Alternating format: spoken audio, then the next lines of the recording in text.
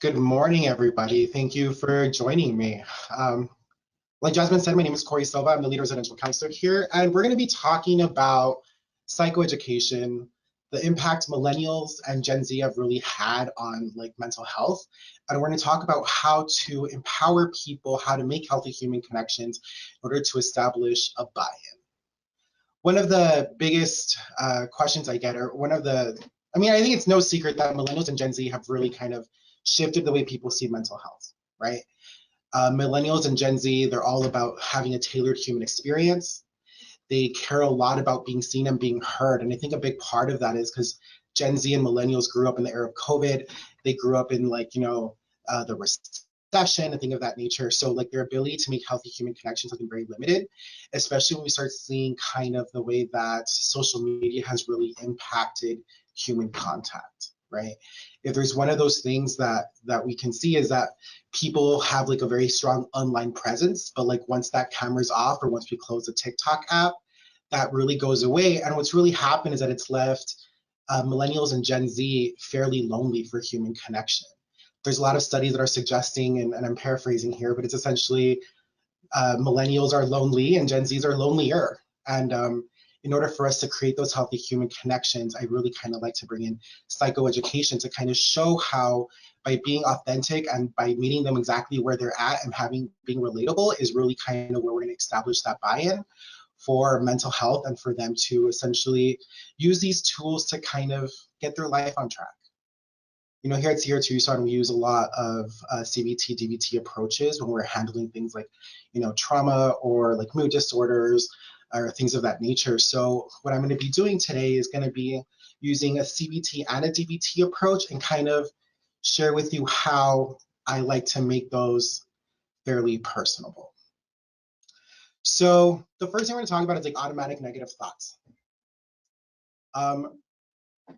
In the handouts, you'll see like we have some handouts there that they're kind of bland, and that's essentially what materials are being given in all these books where we're facilitating books. And I don't know about you guys, but when I see those types of handouts, I'm like, I can't relate to this. This is not something that I can use, and there's no real buy-in. What I like to do is kind of contextualize these CBT, DBT approaches to kind of make them more relatable to us. So the first example that I have on identifying automatic thoughts is I like to use what I like to call the dreaded X examples. So say, for example, or let me rephrase, who here has ever been dumped before, right? Who hasn't? And if you're not raising your hand right now, you are lying, right? I think everybody can really kind of relate to this whole idea of being rejected. And I think people can relate to the fear of not fitting in. People can really relate to what that's like, right? Because we all have insecurities. Nobody's bulletproof here. So the example that I really like to contextualize this with is, the dreaded X. So say, for example, we were dumped, and for whatever reason, we have this core belief that we were dumped because we're unattractive, right? Now, lucky for us, we have friends who are like, hey, Corey, I'm not going to let you sit here and dwell on it. Put away the Ben and Jerry's, stop playing Alanis Morissette's Jagged Little Pill, and let's go out. We're not gonna let you do a sad boy tonight. I'm like, cool. So we go to this party and say there's 10 people at this party. 9 of those people come up to you, they chat you up, they say hello, oh, Corey, you look great, things of that nature. Then there's this one person, I like to refer to them as Toxic Betty, or Toxic Ken even, for that matter, who does this and walks away. Now, when I go home at night, who do you think I will be thinking about? Toxic Betty. That's 100% right? Because what's happened is we have this core belief of my inadequacies. And because of that, every piece of information I'm going to pass through is going to be through those lenses, and I'm going to discard anything that goes against that core belief. And because that core belief is like, I'm not good enough, I'm inadequate, I'm unattractive, my main focus is going to be on Toxic Betty or Toxic Ken. And that is really unrealistic. And what happens there, if you're dysregulated or you like to spiral, as I like to call it, that can really lead to like a lot of detrimental life situation, non-judgmental choices. I don't know about you guys, but when I'm dysregulated and I'm feeling really bad about myself, that's when I really start to kind of go towards like unhealthy coping skills. And the thing is with that, it's very relatable. So what I just did there is I showed you a part of who I am. I used the general experience that we have all experienced to some degree, and then I took the identifying the core belief and the automatic thoughts and made it to something real. And this is something that regardless of age group, you're really going to relate to. You know, we're starting to see a huge rise of divorces for people like, you know, in their 50s because the impact that millennials have had on the world, especially in mental health, about how like we're trying to be happy. We're not here to just work. We're here to live a full balanced life. And that's essentially what we're trying to get to. I think it's really important for us to kind of really understand how that works. And the thing is, with this example, we can kind of go into a whole bunch of different things, right? If it's, you know, I'm unattractive, I'm unworthy of love. When Toxic Betty does the whole eye roll thing, that could be I look dumb, my outfit sucks, like I'm unattractive, and it's really kind of going to gear us towards those negative thoughts. Now, if you want to tie in things like cognitive distortions, what cognitive distortions do you think are in there, right? You're filtering out the positive. As logical and smart people who have made it, you know, up to this age, wherever we're at, we can agree that we have common sense to some degree. We have some like life skills there, yet we're taking 10% out of the whole, and that is where we're putting up the focus. Why? A lot of times when we're able to point out the insanity of our thought process, that's really kind of where people can kind of gain a little humility and be like, hey, well, maybe that is some faulty thinking. I don't know about you guys, but I don't think anybody really likes to admit that they're maladapted at life. But by doing it in a soft, fun way, people are more likely to listen to what we have to say. I think a lot of us kind of get into this industry for that reason, right? Because we want to impact people. We want to make a difference, right? So I'm going to use the dreaded X example part 2. Now, when we want to start those challenging, and we want to start to do those challenging of those thoughts, right? Well, let's check the facts. And just kind of like I just explained, right? The 10% versus the 90. And let's start with that because that's really, really huge. It's all about the commonality and the healthy human connection.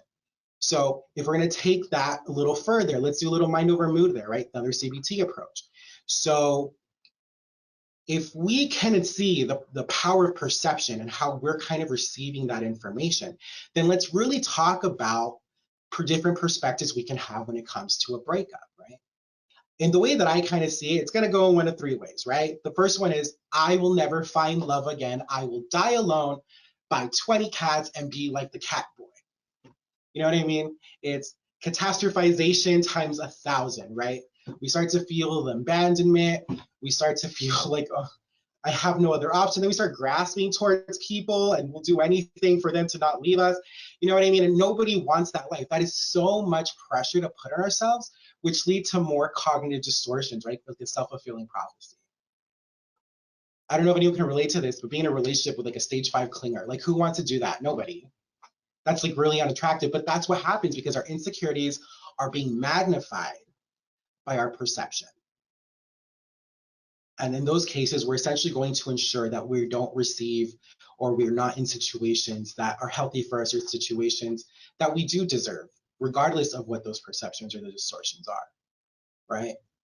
The second kind of perception we have on a breakup is, I'm glad this loser is out of my life. I hate them, da da da da da. Suddenly, you know, we're kind of retaliating to some degree or whatever that may look like.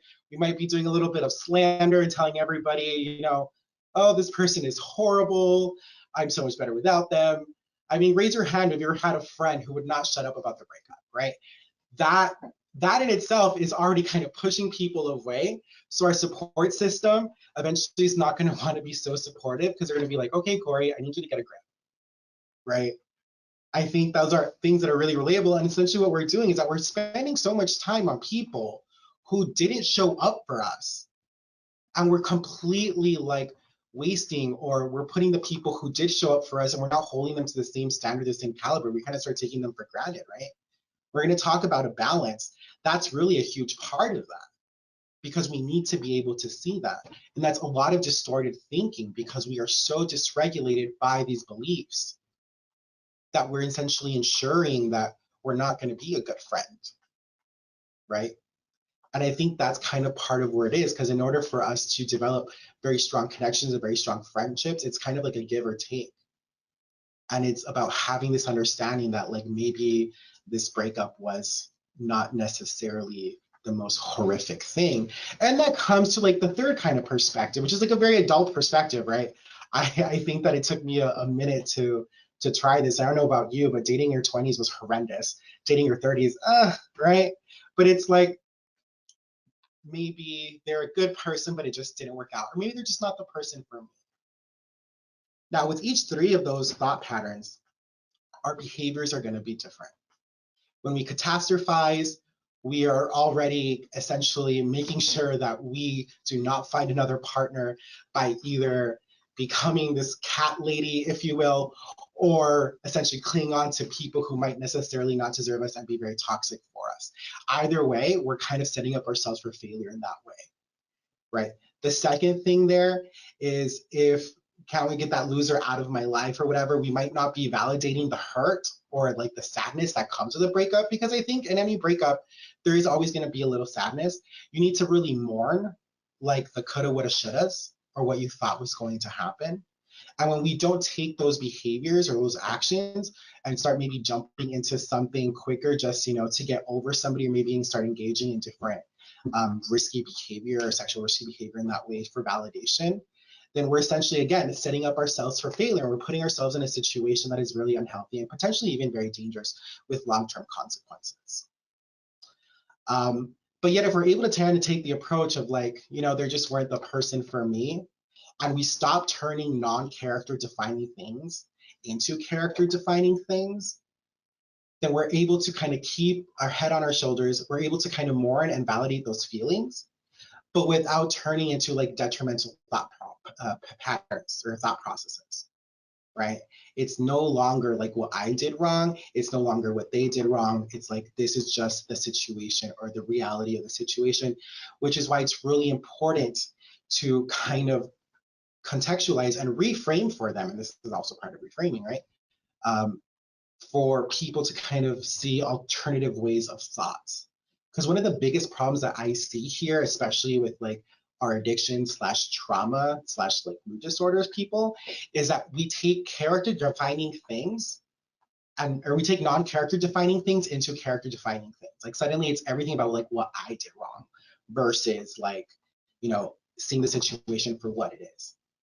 And in order for us to be able to kind of receive like self-compassion, we need to have that understanding of like, I'm not terminally unique. A lot of people are in the same situation that I'm in, but trauma through dysregulation really teaches us that nobody gets it, nobody's going to understand, and boom, we're shutting off that healthy human connection. When it comes to trauma, a good indicator of people are going to be able to kind of survive that stuff is if they have the understanding and the ability for self-compassion. And I think it's really important that we really point out these cognitive distortions, and we really point out these cognitive distortions in real time. And what happens is, by this example, not only are we able to kind of open up a very broad CBT situation, because what we did here, we talked cognitive distortion, automatic thoughts, we talked core beliefs, we talked checking the facts. And we're able to take a situation that we all understand and yet take it through the whole process of how that affects and how that resolves everything. And I think that's really where you get the buy-in, because people are going to be like, wow, this kid gets it. This person gets it, right? And a big part of that too, it's the self-disclosure. And I know that self-disclosure tends to be a really, people kind of really get kind of squirrely about that. They really kind of like, you don't want to make it about you. I challenge that. We have Dr. James Seymour here, who was a phenomenal psychiatrist. He works a lot with the trauma people. And one of the biggest things that I've seen him do, and I've definitely tried to apply to everything that I do versus from a psychoeducational standpoint, is We're not here to share our stories, but we are here to share, I understand where you're coming from. I understand that emotion. I get where you're at. Because the whole thing about everything is that we need to normalize these feelings, these dysregulated behaviors, in order for us to reduce the shame and the guilt that comes with that. Because once we're able to minimize that, then people are going to be more open to even a different perspective, are going to be more open to the possibility that, hey, there might be an alternative way of living, there might be an alternative way of thinking. And by using these tools, we're going to be able to do this. One of the biggest things that I love to use is I ask a lot of questions in lectures. I don't believe in really using a lot of slides. Right now, Jasmine made these slides for me. Thanks, Jasmine. But I like having conversations. And a really big part of that is it's just the very simple, like raise your hand if you have ever, whatever that ever is. Because when people start raising their hands and they're starting to see that they're not the only ones who are struggling with these things, not only are you creating a buy-in from like that individual, you're creating a buy-in for them, for like everybody that's in the audience as a group, especially for treatment centers. We want to do that, right? Because we want to create that camaraderie. And we're doing is that we're reducing the shame because they're not terminally unique anymore. That veil of nobody understands it, nobody gets it, there's something wrong with me, start to diminish. And that happens. What happens there is two things. When that buy-in is brought in from an accountability standpoint, that tend to hold each other accountable. So therefore, when people try to come at you sideways or there's a lot of pushback there, they usually kind of settle themselves through their peers. But the other thing that's amazing that happens, and this is when you have group magic, as I like to call it, you can turn a psychoeducational group into a processing group. And I don't know if any of you have ever had the privilege of seeing like a 40, 50 person process group where people are very vulnerable and they're sharing a lot about how this material relates to their life and the connection that they're able to make. That is the ultimate buy-in. That is, it's phenomenal, right? So I'm going to move on to radical acceptance. A lot of radical acceptance, I think, is one of the hardest things to really kind of know how to teach. Like, how do you teach somebody how to not fight reality? I think when people hear radical acceptance, a big kind of thing, that thought process that goes there, it's like, oh, well, it's saying that it's okay. I'm like, no, that's not what it's saying at all. See, I believe Carl Rogers said, the paradox of change is that one has to radically accept exactly who they are and where they're at in order to make those changes. And the way that I really like to do this is by turning radical acceptance into more of an experience. So as Jasmine said, you should have two pieces of paper in front of you. I like to use note cards, and I'll tell you why in a minute. So on one note card, we're going to write down, okay, so let me take a step back. Sorry, I got excited. I want us to use radical acceptance and view this in the lens of resentments. Now I'm going to ask everybody to think of a little resentment that's just like a mid-level. We're not talking extreme here, okay? We want mid-level. I like to use the context of partners or like relationships or parents or things of that nature. Like relationships that we establish are like somewhat healthy or we want to keep, but they do things that really irk us, right? And on one of the note cards, I have people write down, what is this resentment doing for you? Right? It is really important to put things on paper. I don't know what the magic is about putting things on paper, but it really does something amazing because it makes it very real. Now, when people share about what they're doing, you might get some pushback, like, keeping this resentment is going to help me from stopping like this type of behavior moving forward. And that's really where we can kind of take an opportunity to kind of really challenge them a little bit and like even kind of bring it up to the whole group of like, well, what do you guys think about that type of stuff? One of the big things that I think is really important when we are challenging is to do it in a very soft way. And it's never like it's like I feel, I think, in order for them to kind of not feel judged, but kind of be really open. And by this point, we've established some sort of buy-in, right? And now on that same card, we're going to flip it over and we're going to put, how much time are you spending on this resentment? Now, this is really important because, listen, I don't know about you, but when we are dysregulated and things are going on, we like to talk a lot, and slander is a real thing, right? Think about how many times we're venting to people, or if you're anything like me and you're not really quick at like what I should have said at that moment, you're lying in bed and you're just like, oh, I should have said this and I should have said that and whatever, right? And then all of that time is just so, it's wasted, and it really does add up. And I think it's really important to kind of really acknowledge that, because essentially what's happening is that we're letting people live in our head for no reason, rent free. And the reality of things is they probably don't care. They're probably asleep. You're probably awake, tossing and turning, and they're waking up well rested, and we're, waking up looking all kind of puffy, and just it's just not worth it. You know what I mean? Because we give people our power in that way. Now, on the next card,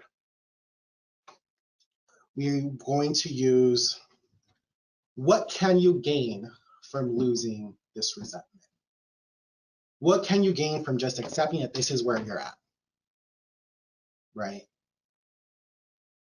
What happens is that life is nothing but a series of moments. So we have these preconceived notions, or we come with these understanding of people or these resentments or whatever. We're essentially ensuring that we're going to come into those situations already with a negative mindset. And again, we're kind of, a self-fulfilling prophecy, right? Because it's like body language and our tone of voice or whatever might be slightly different, slightly pointed, and that's going to make the other person feel really defensive. And then we're ensuring that that resentment is going to live on and free and harder and faster. And it's really kind of important that we kind of really acknowledge that, right? Now, on the back of that same card, I want you to write down, what could you be doing with that time you spent on the resentment? See, I don't know about you guys, but I have this deep understanding that it takes more effort to be like nasty or mean or to plot or to scheme or to slander than it does to just be nice.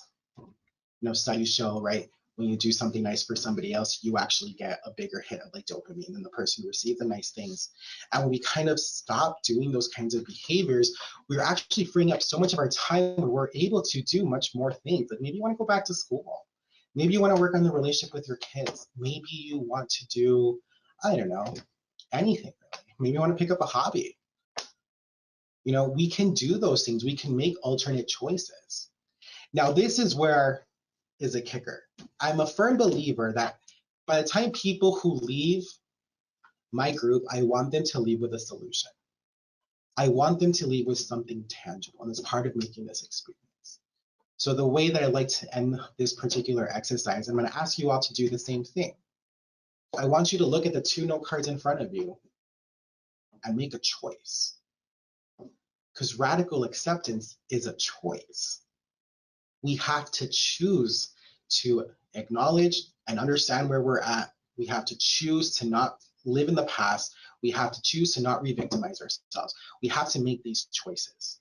And if we're going to do it in the context of relationships, then I have to choose to radically accept that my partner might have some flaws, and like that's what it is, but they're a good person overall. I have to make that choice. So I asked the residents to take the card that they don't want, and I have them rip it up. And when they walk out, to carry this note card with them. Because even though making the choice to radically accept something might be really difficult, this is essentially what's going to remind them of what they've learned and why they're choosing this. And with time, those choices become easier and easier, and we become more accepting of this stuff. It's really important that it's really important for our well-being how we stop living, or we stop being victims of circumstance. It's really important that we empower ourselves and that we make those connections in order to strengthen not only ourselves, but our, our fellows, right? It's all about those healthy human connections. And I really do believe that healthy human connections can fix anything. All right, so let's see. Oh, sorry, I didn't do a slide. See, I told you I'm not a big slide person. All right, I have some questions here. I will answer them. So how do you use the handouts materials with your groups or individuals? So I like to give people stuff that they can review on their own. But the thing is, the handouts were going to make much more sense when they're given through the lecture, like when I kind of give them that concept of how to view that worksheet. Because once they're able to understand it, then they're able to apply it to different things. And this is for them to review. I'm a firm believer that people are going to remember good conversations more than they're going to remember going through a handout. And also, too, we're going to talk from a buy-in perspective. People can buy a book and read the handout themselves. People really want to know that, one, we really know what we're talking about, but also, two, by making it real and having that conversation. I really believe that everything should be a conversation, especially when we talk about these types of practices, because that's essentially the thing that people are going to remember.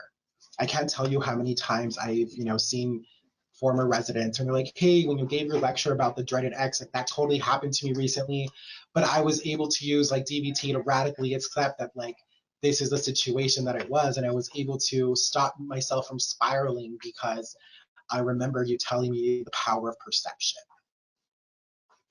The next one, acceptance mantra that you use every day, personally or professionally.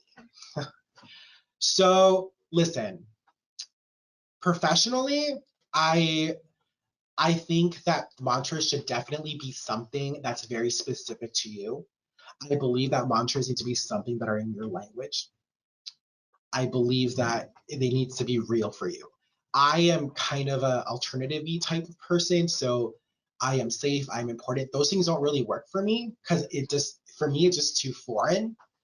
Um, but I do say like you got this. I mean, I'm a 12-step person myself. Also, I'm also in recovery, and I have a lot of anger issues in general. So one of the things that I tell myself when I start feeling kind of heated, be like, it's not worth it. It is not worth it. And I think by kind of using those types of affirmations, really kind of lets me kind of suit that. And one of my favorite ones, my first mentor ever told me when I first went into treatment was, "You are important and you matter." And that one has a really a very soft spot in my heart because I think I was 30 years old and that was the first time I had ever heard that before. And for me, that was like life changing and life affirming. Good questions, though. Thank you. Let's see. How do you make sure the groups does not turn into too deep of a process group, especially for bigger groups? I think a big part of that is as things are getting a little too deep or a little bit deeper, I do talk about trigger warning, and I kind of make a little bit joke about it just to kind of let people know like, hey, this might be a little too deep for us, because you never want people to be extremely triggered when they're leaving a psychoeducational group. I think it's definitely we need to kind of validate, what's going on, and it kind of depends on what the group looks like. Because sometimes there's groups that are ready to just get into it and get really heavy with it. And as long as we're able to keep the conversation in I statements and keep it from the lens of like relatability, I don't think that going too deep is necessarily a negative thing. And that's when we can really turn these really large groups into process groups. And I think that's like group magic. And I do tell people, please make sure that you're comfortable doing that, because that is not for everyone. Not everybody can read a room in that way, but I think it's very therapeutic and very beneficial. Something that I see a lot in my groups that I do here, it's like, my groups are fairly large and people are always, who are not assigned to them are showing up. And I think that's a big part of it, because I do believe that we have to burst the bubble a little bit. I do want people to leave my group a little bit triggered, because that way when they go to their primary therapist, they're already slightly unraveled, and then that's going to make their own therapy session even that much more important and that much more thorough. Because it's we're human beings and we're messy, and I do embrace the mess. I think the messiness is kind of like where the really good stuff is as far as healing is concerned. All right, and last question. Oh, no more questions. All right, thank you so much. I really appreciate you all giving me this time of your life, and go out there and make an impact. And thank you so much. I appreciate you.